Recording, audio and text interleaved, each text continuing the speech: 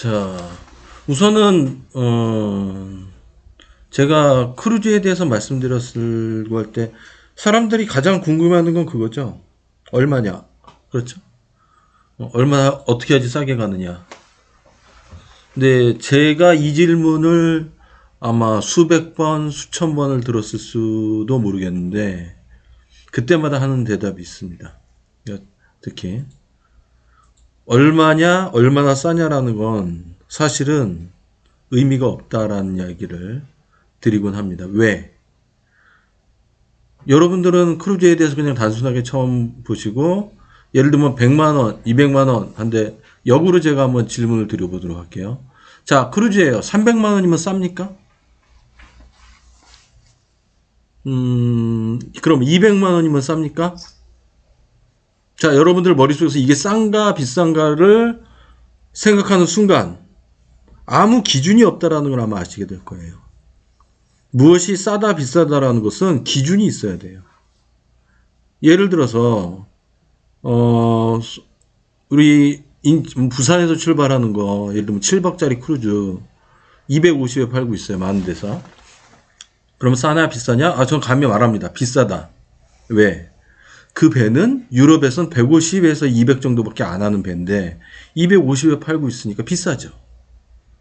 자, 그런데 예를 들어서 어떤 크루즈 한 500만 원 쌉니까 비쌉니까 물어보면 대부분의 분들은 비싸요 라고 대답을 하시겠죠. 전 말합니다. 쌉니다. 왜? 럭셔리 크루즈니까. 럭셔리 크루즈 한 4,000달러 정도에 나와서 500만 원대 나왔다. 정말 싼 겁니다. 자, 이제 여러분들 제가 대답하는 것에 대한 의미를 좀 아셨을 거라고 생각합니다. 싸냐 비싸다는 것은 그 원래 상품의 가격이 얼마인지를 알았을 때 나올 수 있는 대답이라고 저는 생각을 합니다. 따라서 여러분들이 그냥 무턱대고 이거 싸다 비싸다라고 물으신다라면 대답하기는 쉽진 않은 것 같습니다. 네. 그래서 말씀을 드리죠. 먼저 원래 상품가가 얼마인지를 조사해 보십시오. 하지만 그걸 조사할 수 있는 사람은 거의 없습니다. 왜?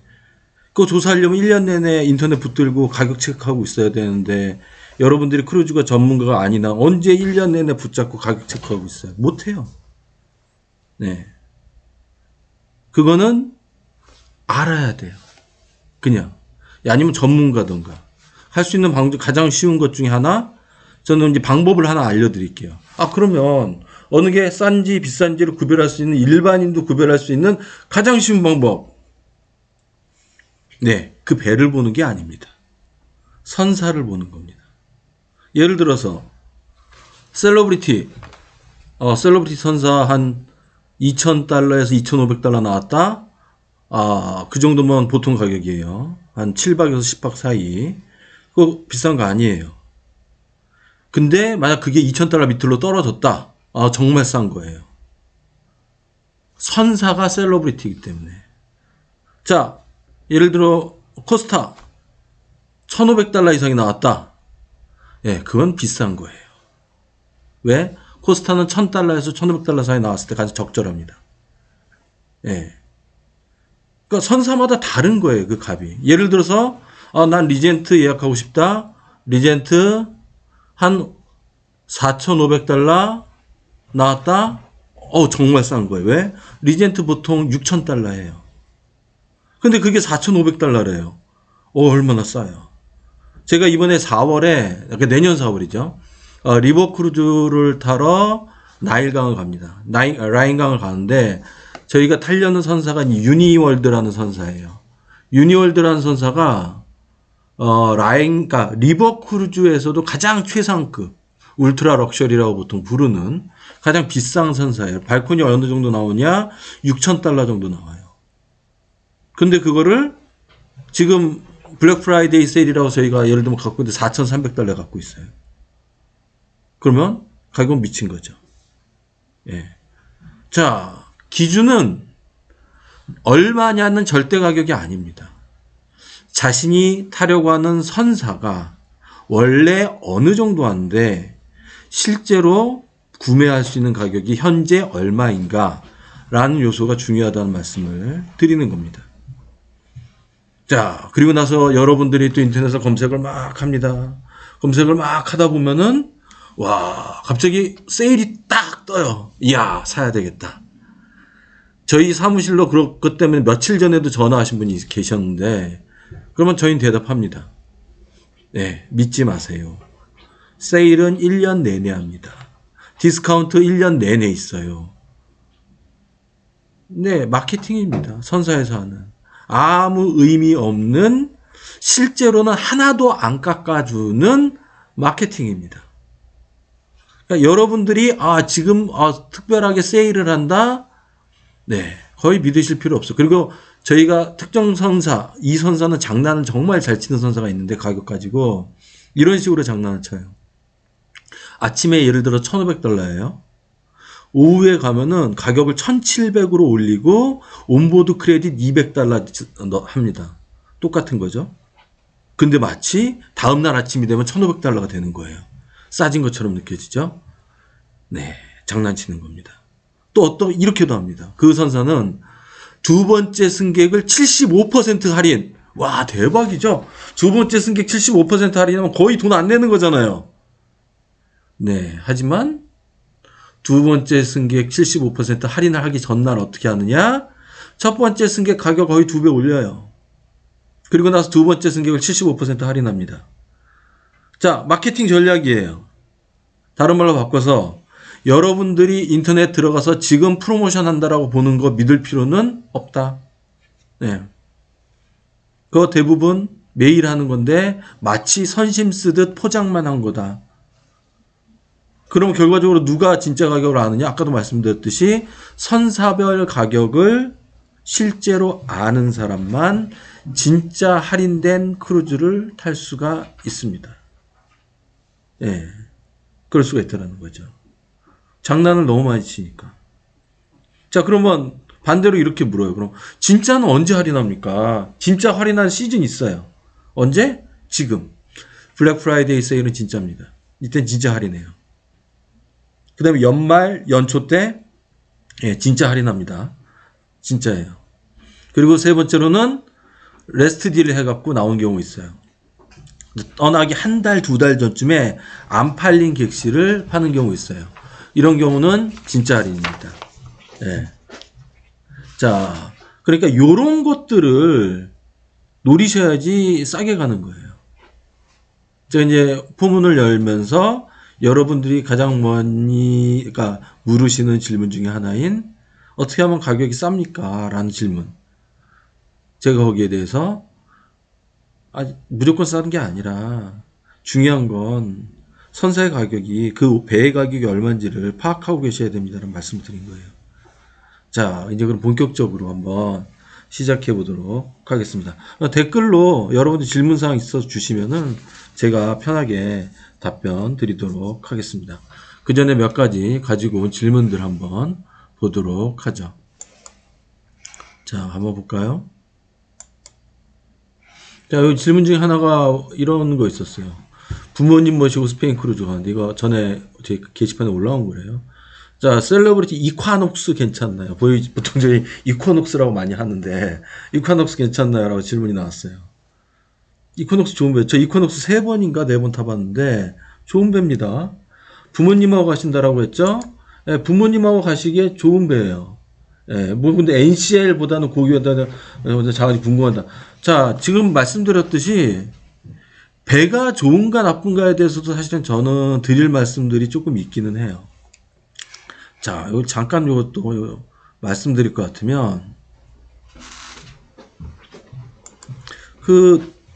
잠시만요. 네. 배가 좋은가 나쁜가는 우리 한국 사회에서는 정말 이상하게 줄 세우는 거 좋아하잖아요. 가장 좋은 배, 그 다음 좋은 배, 그 다음 좋은 배, 그 다음 좋은 배. 모든 것들은 줄을 서야 돼. 그래서 최고로 좋은 게 있어. 그래서 그걸 타야 돼. 사실은 크루즈는 그런 거 없어요. 사실 크루즈뿐만 아니라 이 세상 어떤 것도 그런 거 없어요. 예. 자신에게 맞는 크루즈가 있고 자신에게 맞지 않는 크루즈가 있어요. 예. 예를 들면 가족 단위로 움직인다? 가족 단위로 움직이는데 가장 좋은 배라고 럭셔리 탄다? 바보죠, 바보. 왜? 럭셔리 타면은 애들 시설 아무것도 없어요. 다 서비스하고 음식하고 이런 것밖에 없단 말이에요. 그런 배 타봤자 소용없다라는 거예요. 예, 이런 분들은 어느 게 좋다? 스탠다드급, 캐주얼한 크루즈가 좋은 거예요. 왜? 놀 게 많거든, 애들이요. 그다음 시설도 잘 되어 있고. 그다음에 분위기도 팡팡 튀는 분위기에 얼마나 좋아요. 가족 단위로 올리 좋아요. 자, 근데 아까 지금 부모님하고 오시기 가는 게 가장 좋고, 가족 단위니까 스탠다드 좋아요. 반대로 지금 얘기했던 것처럼 예, 이코녹스도 좋아요. 이코녹스도 좋기 때문에 자, 지금 이코녹스도 두 분이 타신다라면은 뭐 부모님하고 타신다라면 정말 괜찮은 배죠. 자, 근데 여기 또 한편으로 자, MSC 월드 유로파 노인분들과 하기 괜찮나요? 노인분들과 무엇을 하길 원하는지 정확하게 모르겠지만 노인분들과 하기 괜찮아요. 예. 단 달라요. 월드 유로파는 포인트는 어린이들, 가족들 여기에 많이 있어요. 배가 화려해요. 예, 이게 포인트예요. 그래서 약간 다릅니다. 예. 그래서 이런 차이가 있다라는 말씀은 드릴 수 있을 것 같아요. 자, 그 다음 또 한번 볼까요? 자, 드레스 코드. 드레스 코드 또 질문이 있었네요. 보통, 그러니까 일반적으로 7박 크루즈에서 이틀 정도는 정장 드레스를 입고 많이 행사를 하죠. 근데 이건 옛날 얘기입니다. 요즘 사람들 옷 잘 안 입어요. 예. 저도 크루즈 타지만 여러 번 타봤지만 안 입어요. 요새는 그냥 간단하게 입습니다. 넥타이 매는 사람은 거의 없습니다. 그래서 이런 말씀을 드렸어요. 옷 때문에 부담스러워서 크루즈를 안 탄다? 그러실 필요는 없습니다. 편하게 가셔도 됩니다. 그런데 동시에 또 이런 분들이 계세요. 나는 조금 옷을 딱 빼입고 멋지게 한번 크루즈에서 사진도 찍고 그러고 싶은데 어떻습니까? 그러셔도 돼요. 왜? 또 배를 타시면 수많은 서양 사람들과 비롯해 승객들은 자신만의 옷을 딱 빼입고 와서 사진 찍습니다. 그리고 그 안에서 즐깁니다. 괜찮습니다. 좋습니다. 자, 단 조심해야 될 것, 내지는 명심해 주시면 좋을 것. 외국은 이 드레스 코드가 대부분 어디에 적용되냐 하면은 레스토랑을 들어갈 때 적용이 돼요. 예. 즉, 그 사람들은 그러니까 이 사람들은 서양 사람들의 기본적인 예의입니다. 그 사람들은 괜찮은 레스토랑 갈 때 위에 자켓을 입고 가는 게 예의예요. 예. 예를 들어서 이제 얼마 전에도 럭셔리 크루즈를 갔다 왔습니다만 딱 갔더니 반바지를 입고 왔더니 막아요. 죄송한데 바지 갈아입고 와주세요. 슬리퍼를 신었더니 막아요. 신발을 바꿔 신고 와주세요. 왜? 옷을 잘 입고 안 입고를 떠나서 당신은 지금 식사에 대한 기본적인 예의를 지키고 있지 않습니다. 라는 뜻이에요. 이런 것들은 있습니다. 경우에 따라서. 근데 모든 배가 그렇다는 건 아니에요. 일부의 배에 있어서 그런 경우도 있다. 즉 말씀은 드레스 코드는 차려서 입을 옷을 가지고 가셔도 문제되지는 않는다. 반대로 난 옷이 귀찮아서 가져가기 싫다. 그래도 크게 문제되지는 않는다. 이런 말씀을 드릴 수 있는데 단 럭셔리 같은 크루즈 같은 경우 갈 때는 자켓은 필수다. 이렇게 요약드릴 수 있어요. 자, 그다음 와이파이 문제. 한국 사람들은 이 인터넷이 안 되면 수전증이 오잖아요. 수전증이. 아무것도 못하고 그날부터 문제가 생기잖아요. 네. 자, 와이파이 신청하는데 와이파이 보통 두 가지 종류가 있어요. 일반, 그 다음 두 번째로는 프리미엄. 물론 선사마다 이름은 다릅니다. 자, 일반에 대한 와이파이는 특성이 뭐냐? 일반은 카톡만 돼요. 뉴스만 볼 수 있어요. 기본적으로 이것만 됩니다. 네. 자, 여기 우선 요거 질문이 올라왔네요. 크루즈 탑승할 때 꼭 필요한 거 세 가지만 알려주실 수 있나요? 세 가지를 뭐라고 할까요? 마음가짐, 그 다음에, 같이 가는 룸메이트, 그 다음에 즐길 거, 뭐 이 정도. 근데 꼭 필요한 거는 사실은 서류죠. 승선 서류. 여권, 신용카드 이 세 가지는 반드시 가져가야 돼요. 예. 그러니까 요거를 여쭤보시는 거라고 한다라면 그렇게 말씀드릴 수 있고, 근데 뭐 서류 외에는 뭐 말씀드렸듯이 사실은 마음가짐이 더 중요하긴 하니까, 예, 어떻게 즐길 것이냐. 근데 요 부분에 대해서 조금 더 뭐 나중에 또 질문이 나오면 대답을 드리도록 하겠습니다. 자, 아까 이제 인터넷 얘기하다가 말았는데 인터넷 다시 돌아갈 것 같으면, 네, 일반적인 가장 표준적인 인터넷은 카톡이나 말씀드렸듯이 뉴스 정도만 볼 수가 있고요. 예를 들면 넷플릭스 같은 스트리밍을 본다, 유튜브를 본다 그러면은 프리미엄이 있어야 돼요. 그래야지만 그것이 끊이지 않고 볼 수가 있습니다. 속도 안 끊어지고 쓸만한지 물어보셨는데 그렇게 빠르진 않습니다. 우리나라만큼 빠르지 않아요. 하지만 대충 쓸만하긴 합니다. 예, 이렇게 말씀드릴 수가 있고, 자, 또 질문 드릴게요.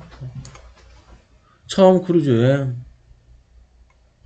영어 못하는데 선산해서 괜찮을까요? 네. 영어 못하면 그렇게 괜찮지는 않아요. 예. 그렇게 괜찮지는 않지만, 그렇다고 어렵다는 얘기도 아니에요.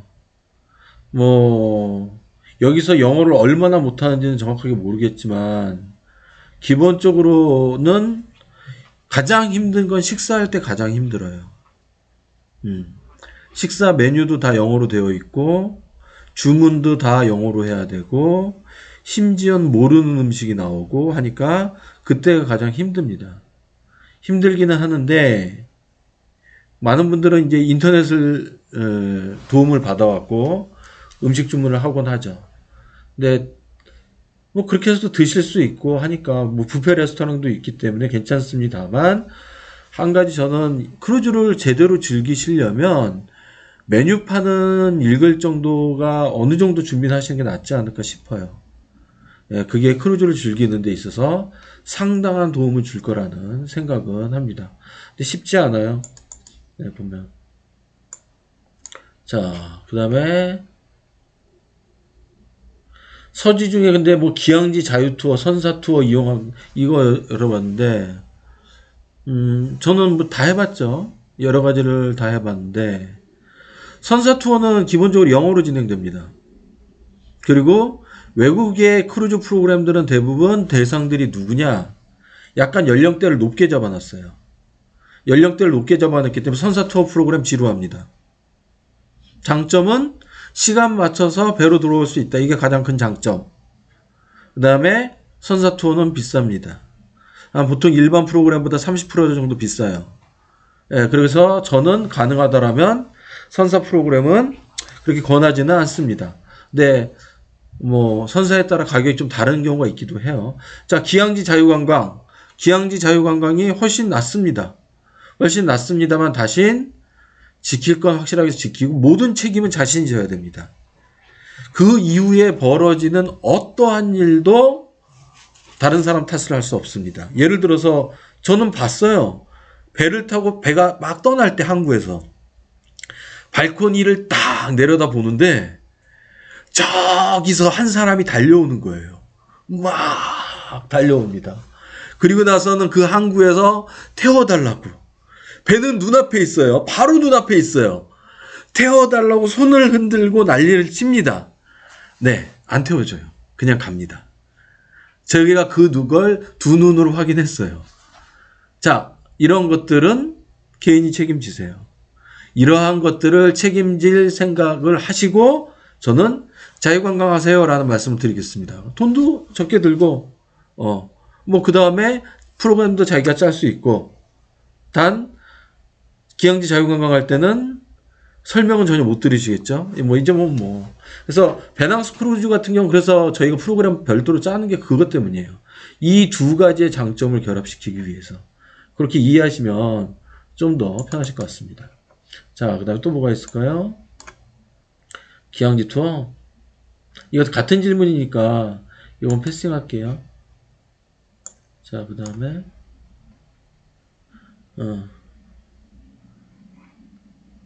자, 기항지 투어 지금 탑승에 예약하면 가격이 약간 올라요. 탑승 전에 하는 게 약간 쌉니다. 그 점 참조하시는 게 좋아요. 자, 그 다음에 정찬식동 이용 시 무조건 음료를 예의상 무조건 정찬. 자, 이 MSC 선사는 한 가지 주의할 사항이 있죠. 주의할 사항이 뭐냐? 정찬 레스토랑에 가도 물 안 줘요. 물 다 사 먹어야 돼요. 로얄이라던가 아니면 프린세스 같은 경우는 정찬 레스토랑 가면 물이 무료로 나와요. 근데 MSC와 코스타는 물이 안 나와요. 사 먹어야 됩니다. 야, 예의상 무조건 구매해야 하는 건지라고 하셨는데, 예의를 차릴 여유가 없어요. 왜? 목이 타니까. 예. 구매해서 드셔야 돼요. 그게 안타깝지만 현실입니다. 자, 그렇기 때문에 MSC를 타실 분이시라고 한다면, 네, 음료를 구매할 생각을 하십시오. 어쩔 수가 없네요. 자, 근데 이 음료를 구매할 때 그래서 사용하는 방식 중에 하나 음료 패키지 많이 써요. 음료 패키지를 많이 쓰는데, 이 음료 패키지 같은 경우는, 음료 패키지 같은 거 가격대 높은 편이에요. 그래서 한국 분들은 이렇게 질문합니다. 저희가 방을 4명이서 쓰는데 음료 패키지 하나 사도 될까요? 그리고 4명이 나눠 먹겠다라는 거겠죠? 안 돼요. 네, 선사도 바보가 아닙니다. 반드시 한 방에 있는 사람들 음료 패키지를 모두 구매하셔야 돼요. 또 이렇게 합니다. 우리가 투어를 가는데 객실을 2개를 씁니다. 하나는 음료 패키지를 사고 한 방은 안 사고 싶은데요. 네, 선사 바보 아니에요. MSC 같은 경우는 어떻게 하냐? 아예 같은 좌석에 못 앉게 해요. 크루즈에 있을 때. 못 앉게 하는 거기 때문에 이것도 지양하시는 것이 좋을 것 같습니다. 그때 지향하는 게 좋을 것 같고, 그래서 이 부분 참조하시면 될 것 같습니다. 저는 정정당당하게 사서 정정당당하게 먹자라는 주의입니다. 자, 그 다음에 여기 자녀랑 가기 좋은 선사 뭐 이런 거 여쭤보신 분 계세요. 자녀랑 가기 좋은 선사? 디즈니 좋아요. 가격대가 높아요. 그 다음에 로얄 캐리비안 좋아요. 로얄 캐리비안 아이들 프로그램 되게 잘 돼 있어요. 가장 잘 돼 있는 선사예요. 어린이 프로그램이. 그 다음에 MSC 코스타도 좋은데 여기는 프로그램이 로얄보다는 떨어지고 유료 프로그램들이 많아요. 그래서 로얄이 좀 더 낫다. 이 말씀 드릴 수 있어요. 자녀랑 가기 좋은 거. 그리고 크루즈 여행에 자녀를 데려오는 사람은 많은 편인가요? 네, 무지하게 많아요. 뭐 그거는 뭐 타보신 분들이라면 바로 느끼실 거라고 생각합니다. 자, 그 다음에 선내 일행끼리 의사소통 어떻게 하냐? 이 6명이 가는데 요새는 다행스럽게도 선사에서 어플을 제공해줘요. 그 어플에서 일행끼리 톡하는 거는 무료예요. 일반적으로 인터넷은 유료지만 일행끼리 톡하는 것은 무료예요. 그러니까 요거는 크게 걱정하지 않으셔도 됩니다. 요새는. 자, 그 다음 임산부 관련 질문.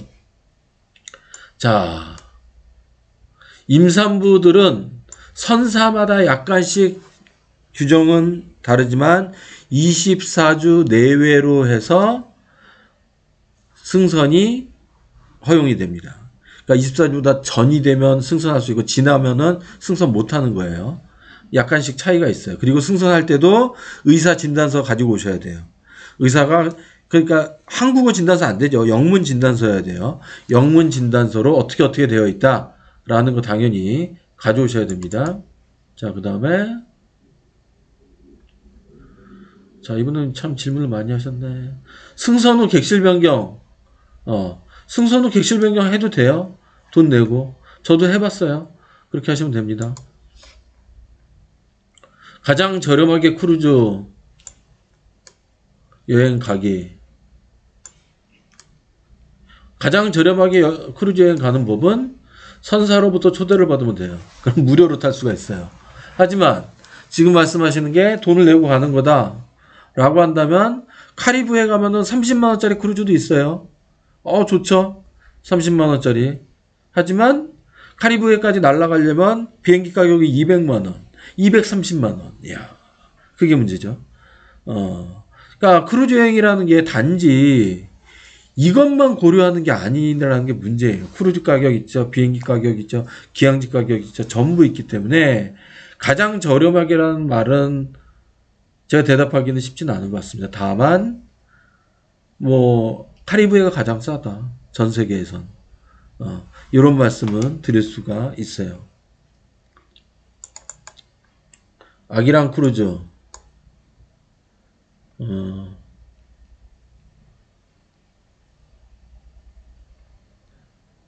자, 이건 이제 별도의 질문인 것 같은데, 아이랑 크루즈 타기에 아이가 몇 살인지 달려있긴 하지만, 뭐, 그래도 부모가 가장 힘들겠죠.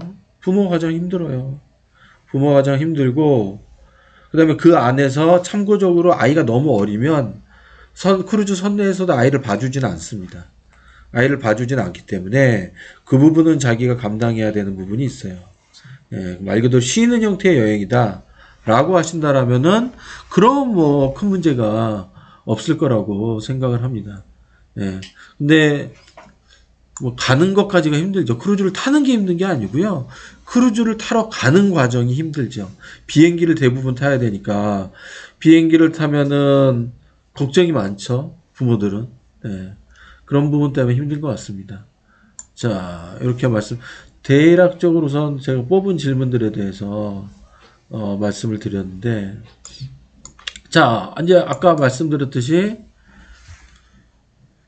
그러니까 선사에 대해서,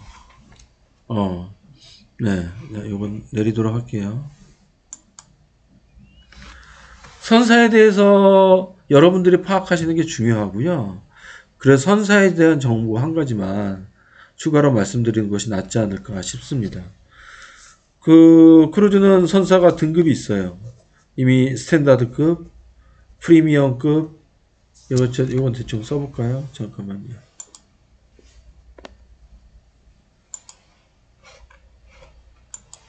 선사가 대충 이렇게 써 있어요. 스탠다드급이 있고요. 아이고, 글씨를 좀 키울까요? 글씨를 좀 키우도록 할게요. 예. 네. 그 다음에 예를 들면 프리미엄급. 네.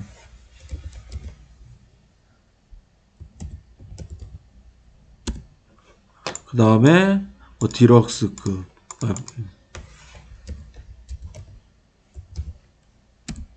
그 다음에 럭셔리급.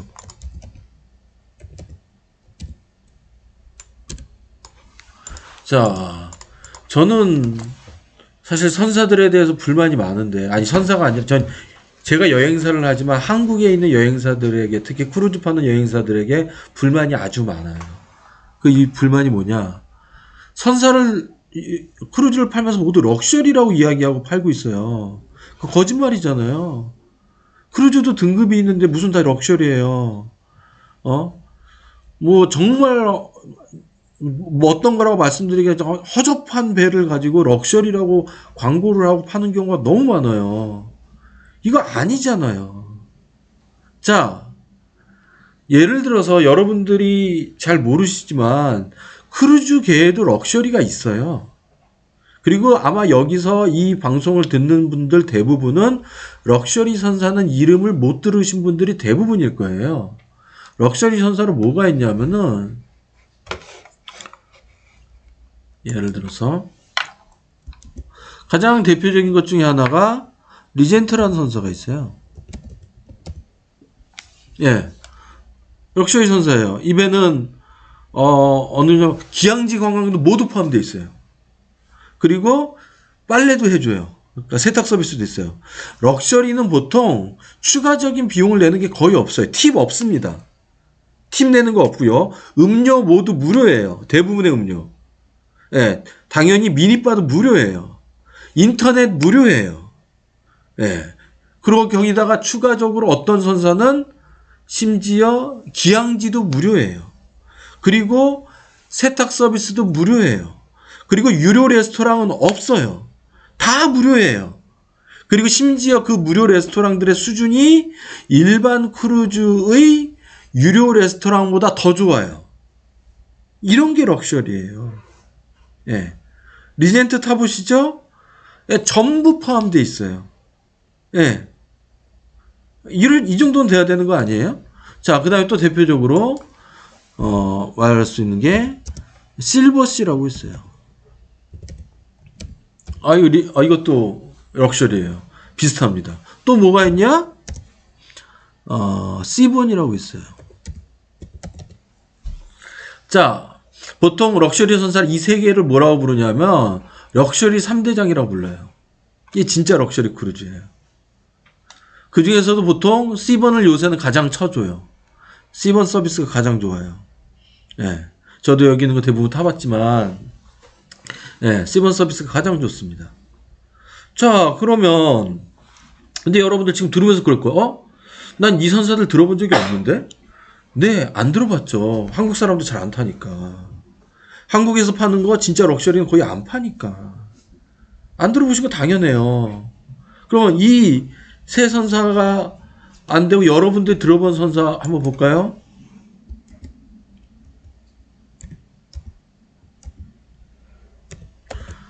MSC.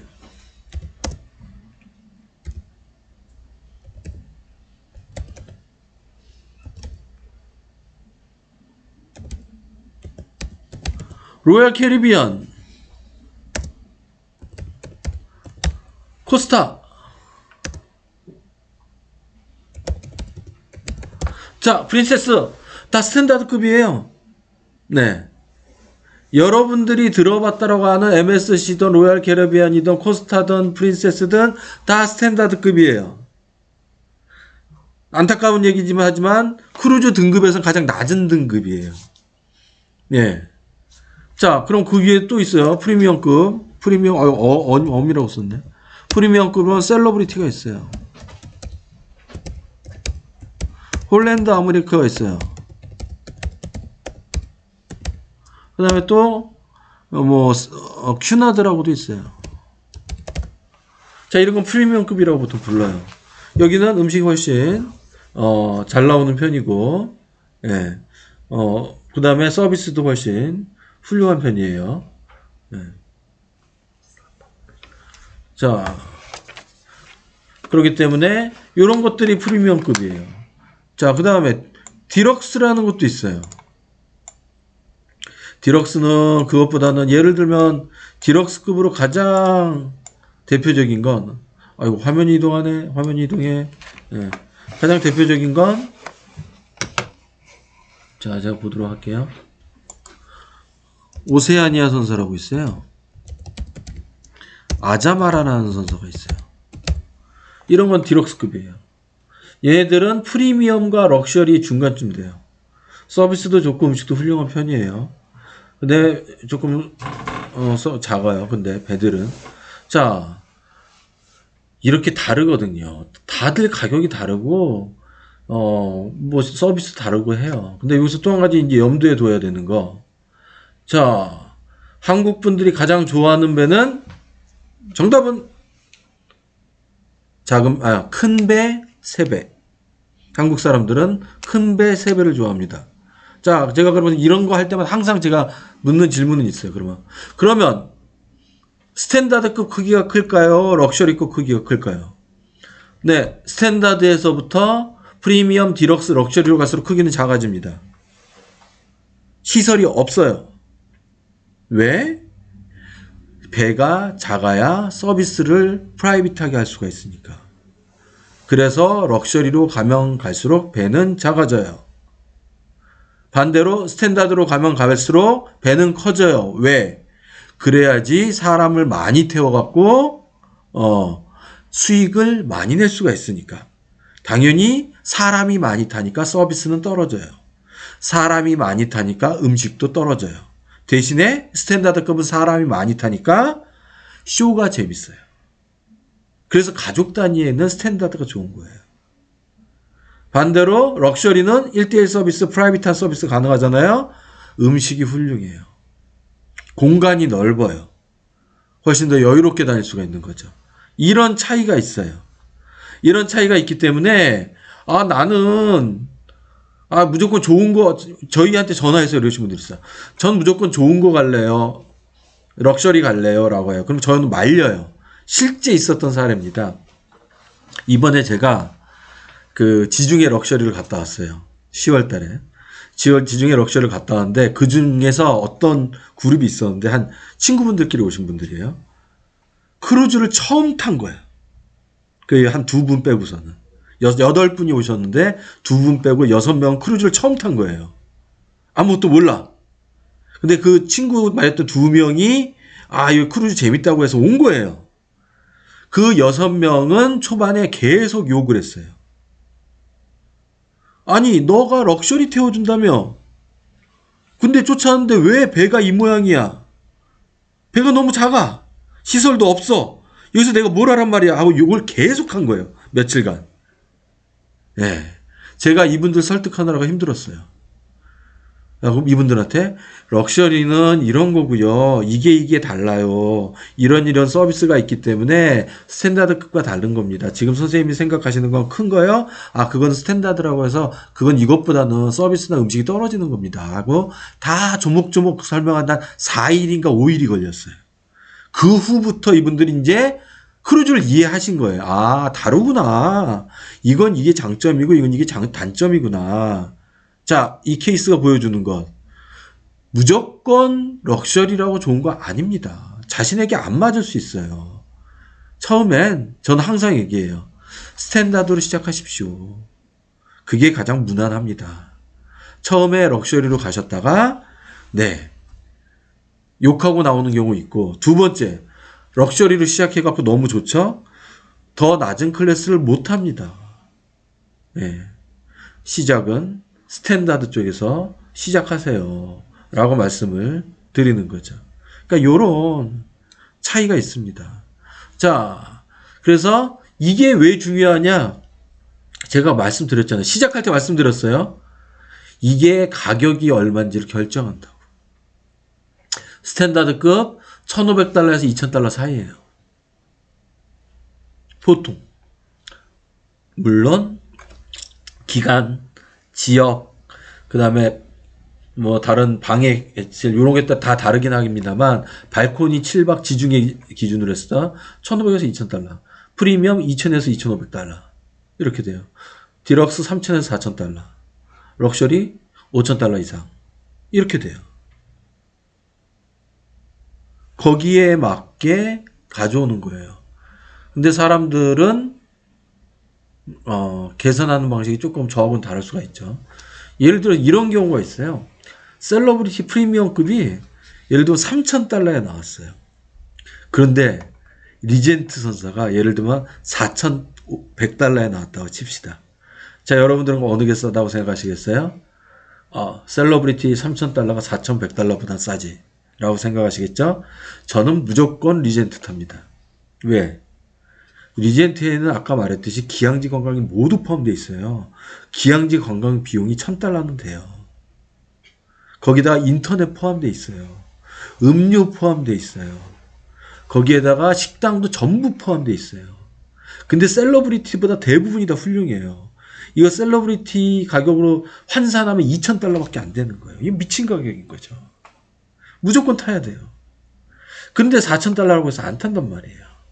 너 비싸다고. 아니라는 겁니다. 그 가치가 다르다는 겁니다. 심지어 저는 C번 4,000달러 나오면 타요. C번은 그 기항지 관광이 포함되어 있지 않지만 서비스가 정말 좋거든요. 괜찮은 배예요. 자, 그런데 예를 들어서 스탠다드급이 2,000달러에서 2,500달러 나오죠. 그러면 전 그때부터는 고민해요. 이건 타야 되나? 과연 이걸 타는 게 맞는 건가? 고민을 하는 거예요. 내가 봤을 땐 아니야 라는 생각이 들거든요. 자, 여러분들에게 아까 처음에 드렸던 말씀에 대한 결론이 여기에 담겨 있는 거예요. 그리고 사실 또 좀 더 정확하게 말하면 이거 여러분들 1년 내내 크루즈를 붙잡고 있는 사람이 아니라면 그냥 전문가한테 물어보세요. 전문가한테 예를 들면 저희 베낙스 크루즈 같은 저희 상담한 친구들, 저희 직원 친구들 보면은 이거 저보다 잘 알아요. 가격이 얼마 정도 되는지. 이 친구들 딱딱 해놓고선 이거는 싸다, 비싸다 결과 바로 나오거든요. 그렇기 때문에 제 생각에는 그렇게 접근하시는 것도 많은 도움을 받을 수 있을 거라고 저는 생각을 합니다. 그래서 이 정도는 항상 제가 이 크루즈 관련된 강의를 할 때 항상 말씀드리고, 여러분들이 다른 건 모두 까먹더라도 이것만은 기억합시다 라고 하면서, 크루즈는 가장 중요한 건 선사다. 선사의 등급이 곧 크루즈의 등급이다. 두 번째, 한국 사람들이 좋아하는 배는 큰 배라고 했죠. 두 번째로 좋아하는 배는 세배예요. 자, 세배인데 물론 세배 좋아요. 저도 세배 뭐 싫어하지 않습니다만, 세배와 아니까 하나의 이 선사별로 특징이 한 가지가 있어요. 예를 들어서 한 15년, 20년 된 배들이 있어요. 스탠다드급의 15년, 25년 된 배가 있고요. 럭셔리급의 15년, 20년 된 배가 있어요. 저는 럭셔리는 15년, 20년 됐어도 타요. 근데 스탠다드급은 15년, 20년 되면 안 타요.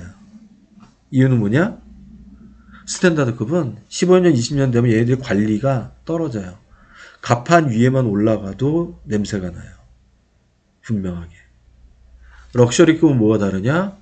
관리를 정말 기가 막히게 합니다. 20년 된 배인데 너무 깔끔해요. 예. 기분이 좋습니다.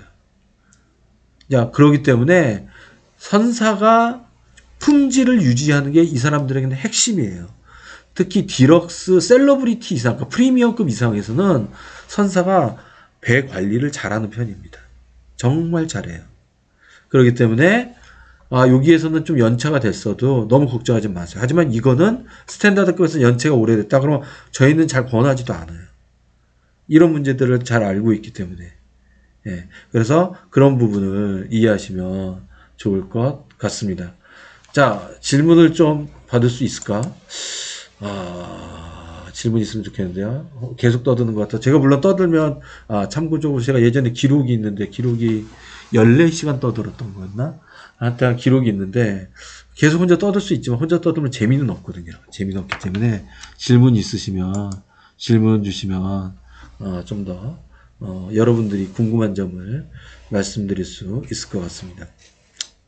그리고, 한 가지, 제가 질문하시는 기다리면서 말씀드리자면, 이런 경우가 많아요. 어떤 경우냐면, 예를 들어 견적 저희한테 맡기는데, 자기가 견적을, 지금 하나 들어요. 스펙트럼과 오베이션 얼마나 차이가 날까요? 거의 쌍둥이 배이기 때문에 차이는 거의 없어요. 예. 이 배는 차이가 거의 없다라고 생각하셔도 됩니다. 어디를 다니느냐, 요 정도의 차이, 예. 그 정도의 차이라고 생각하시면 돼요. 이 정도, 만들어진 지 제가 알기로는 1, 2년 차이밖에 안 된 걸로 알고 있는데, 자, 문제는 스펙트럼과 오베이션의 문제가 아니고요. 상해에서 타느냐, 싱가포르에서 타느냐의 문제예요. 예. 상해에서 타면은 중국 사람들이 많고요. 싱가포르에서 타면은, 동남아 사람이라든가 외국 서양 사람들이 많이 타죠. 그게 차이가 나는 거예요. 가령, 근데, 이게 제가 최근에 싱가포르 가서 배를 탔었는데, 싱가포르 크루즈 터미널 시설이 좋지가 않아요. 고생 좀 하실 거예요, 타는데. 대신에, 중국 사람들은 적다. 선택하시기 바랍니다. 자, 그냥 또 질문 있어요. 로얄 캐리비안 하모니 오브 더 씨 알아보는 중입니다. 서부지중해 쪽으로 특징이 있을까요? 3대 가족으로.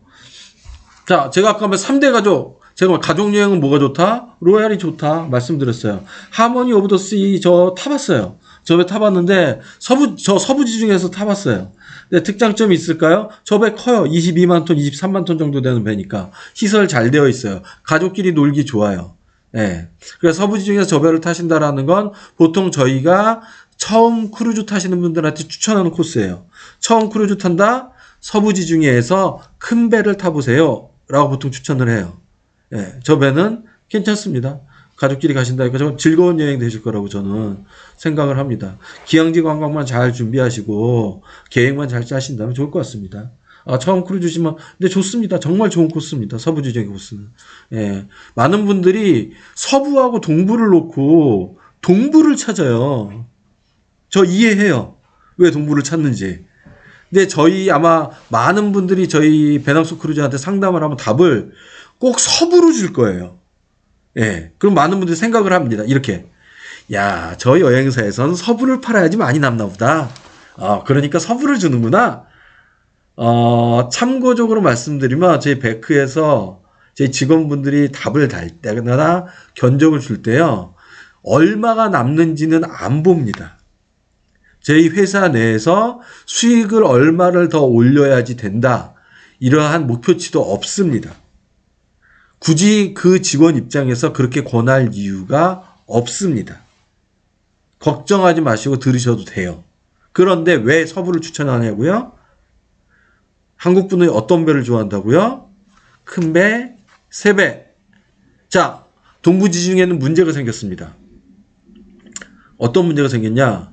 베니스는 시정부가 결정을 내렸죠. 더 이상 크루즈 못 들어오게 한다고. 그 결정이 있기까지 한 10년 정도, 그러니까 5년 정도의 시간이 있었어요. 그러면서 점차적으로 몇만 톤은 못 들어와, 몇만 톤은 못 들어와, 몇만 톤은 못 들어와 하면서 큰 배는 못 들어오게 했어요. 무슨 일이 발생했을까요? 네. 큰 배는 다 빠졌습니다. 동부지중해 남은 배는 작은 배만 남게 돼요. 근데 어떤 배가 큰 배일까요? 네. 요즘 만드는 배가 큰 배입니다. 결론은 네. 새 배는 다 빠졌습니다. 그러면 동부지중해 남은 배는 네. 오래되고 작은 배. 지금 동부지중해에서 다니는 배들입니다. 그래서 권하지 않습니다. 아주 간단해요. 크루즈라는 것을 만끽하고 싶다라면 현재로서는 동부지중해 배들보다 서부지중해가 좋습니다. 예. 그래서 서부지중해를 많이 권해드립니다. 자, 여기 또 질문 한번 드려볼게요. 국내에서 출발하다 탈 수 있는 좋은 크루즈는 없을까요? 가족여행으로요. 전 여기 대답은 이렇게 대답을 합니다. 네, 없습니다. 안타깝게도. 네, 이렇게 보통 대답을 드리죠. 네. 현재 우리나라에서 출발하고 있는 크루즈는 대부분 그렇게 배가 좋은 배는 잘 들어오지 않습니다. 예. 그래서 가족여행 현재 대부분 그래서 이게 어떻게 운영이 되느냐? 해외를 나가기 힘든 가족이 있을 때. 그때 보통 보내드리죠. 그 다음에 뭐 시간적으로 좀 여유가 없을 때 보내드리죠. 제가 추천하지 않는 이유는 왜 부산에서 출발하는 게 250만 원이에요. 전 이해 못해요. 자, 그 다음 질문 받겠습니다. 스탠다드급 선수 중에서 불프 세일 때 할인을 높은 선수 어디인가요? 서부지중해 코스로. 좀 그렇다면 또 어디 출발하나요? 추천하는 시기도 여쭤봅니다.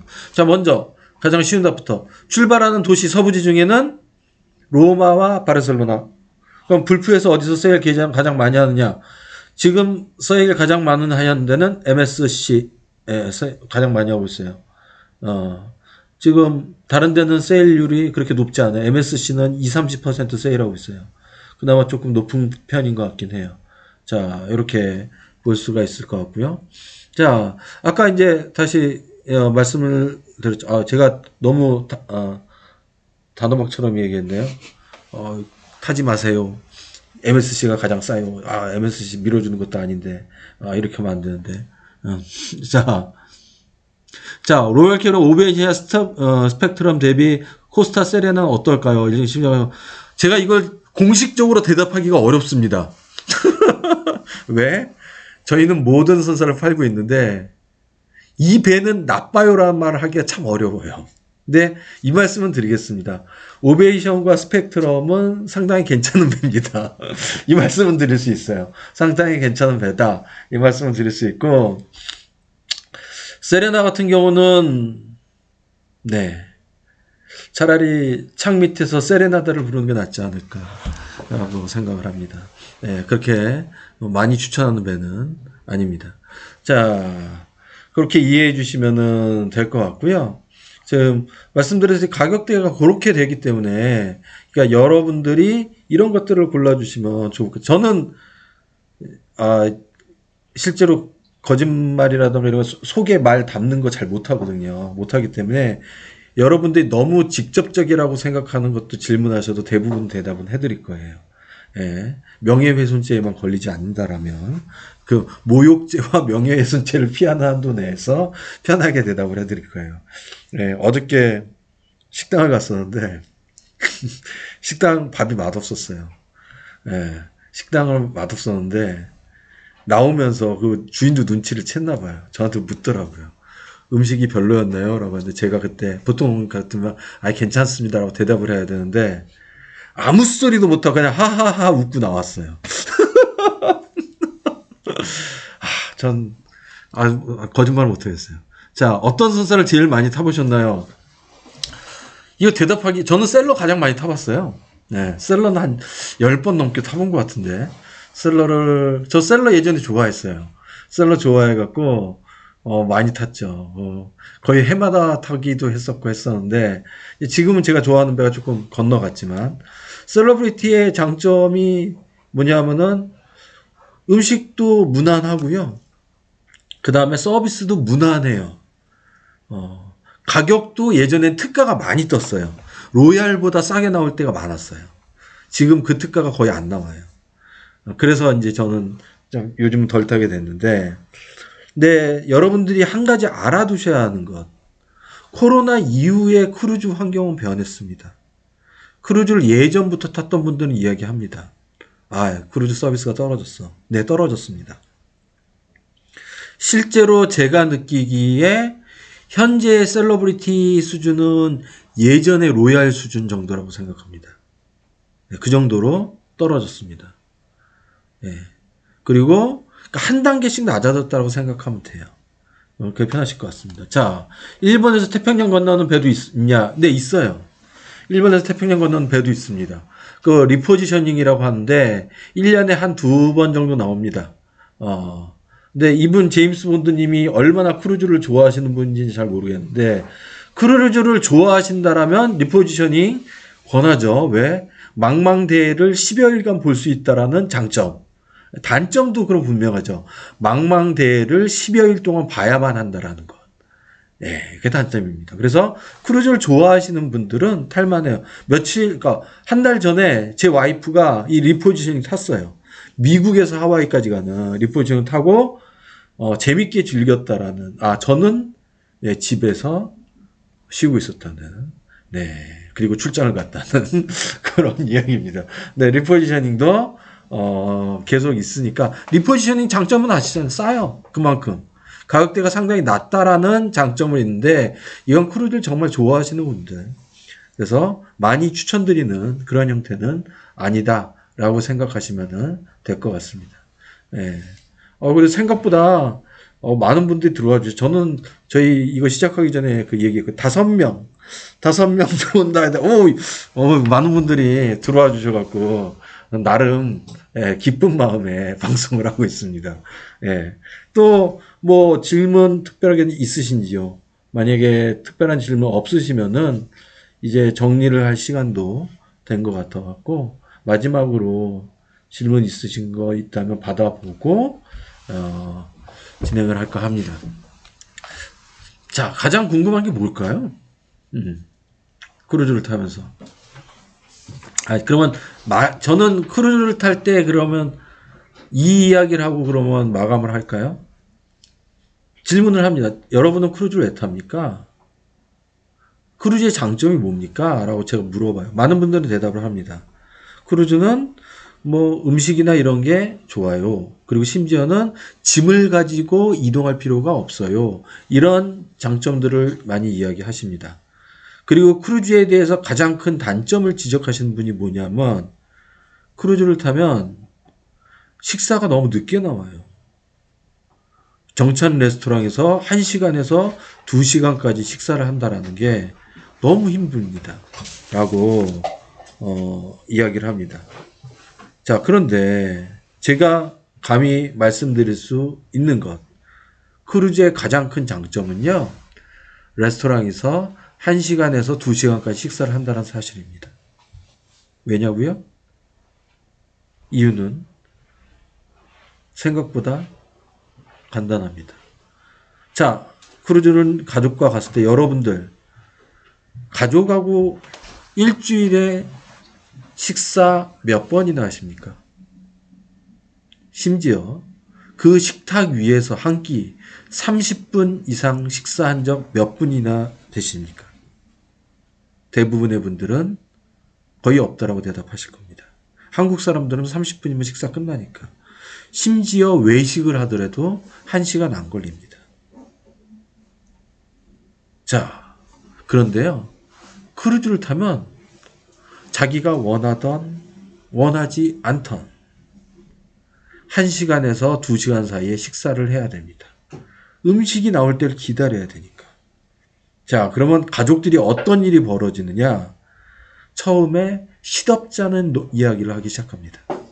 너 학교는 어떠냐? 자식하고 이야기를 한다면.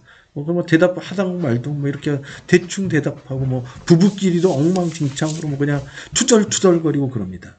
그런데 이거를 3일 동안 하면 어떻게 되느냐? 그때부터 속 이야기를 하기 시작합니다. 가족들이. 사실은 그리고 실은 아버지한테 드릴 말씀이 있는데 속 이야기를 하기 시작합니다. 네. 일주일이 지나면 그 대화가 충분하지는 않았겠지만 여러분들이 생각하는 것보다 가족들에 대해서 훨씬 많은 것들을 이해하게 될 겁니다. 크루즈의 가장 큰 장점은 뭐냐고요? 여러분들을 억지로 묶어서 1시간 반 동안 일주일 동안 식사를 하게 한다는 겁니다. 바로 그래야지만 여러분들이 더욱더 가족이 여행을 또 가죠. 여행 한번 갔다 온 다음에 다시 안 가는 가족들 많습니다. 더 이상 못 가겠다. 답답해갖고. 네. 그렇지 않습니다. 같이 하다 보면요. 서로를 이해할 수 있게 되세요. 자, 이제 이 정도 하면 되지 않았을까? 또 다른 질문 사항이 있으면 질문을 해주신다라면 하고 마칠까 합니다. 벌써 이제 1시간 됐어요. 1시간 됐기 때문에 여러분들의 질문 받고 진짜 마칠게요. 여러분들 끝나고 나서 이거 질문할 걸. 이러면 안 됩니다. 항상 우리는 이게 뭐냐면 이게 비슷해요. 저희 여행을 딱 간 다음에 버스를 타고 이동할 때 묻습니다. 처음에. 자, 호텔 객실 안에 두고 있는 거 없는지 말씀해 주세요. 라고 대답하면 아무도 대답 안 해요. 출발하고 30분 지나면 그때서야 두고 왔어요. 돌아가야 돼요. 돌아갑니다. 똑같습니다. 지금 여러분들이 지금 질문할 거 있었는데 나중에 말해봤자 이제 라이브 채팅은 막을 내리기 때문에 지금 말씀을 해주시면 거기에 대해서 지금 해결을 보시는 게 낫지 않을까. 그렇게 생각을 합니다. 참 저도 이런 걸 오래간만에 하다 보니까 그렇네요. 특별한 거 분실물 두고 오면 찾을 수 있나요? 그러죠. 분실물 두고 오면 이거 해봤어요. 이거 해봤는데 돌아버리겠어요. 왜 돌아버리겠느냐? 붙여줘요. 붙여주는데 국제 우편이요. 그거 몇십만 원 들어요. 10만 원에서 20만 원 들어요. 결과적으로 아주 귀중한 게 아니라면 굳이 찾으시려고 노력할 필요는 없습니다. 더 비쌉니다. 얘들 느리고. 예. 그러니까 분실물은 그렇게 이해하시는 게 편할 것 같습니다. 근데 크루즈 한 가지 장점 중에 하나는 분실물은 대부분 그대로 찾아요. 크루즈에서 분실물 진짜 잃어버리는 사람은 별로 못 봤습니다. 그게 그나마 다른 일반 여행하고 조금 다른 점이라는 말씀은 드릴 수 있겠네요. 네. 하여튼 지금까지 늦은 시간까지 귀중한 시간 내서 들어주신 분들 여러분들께 감사드리고요. 오늘 이 시간 여기서 마치도록 하겠습니다. 수고하셨습니다.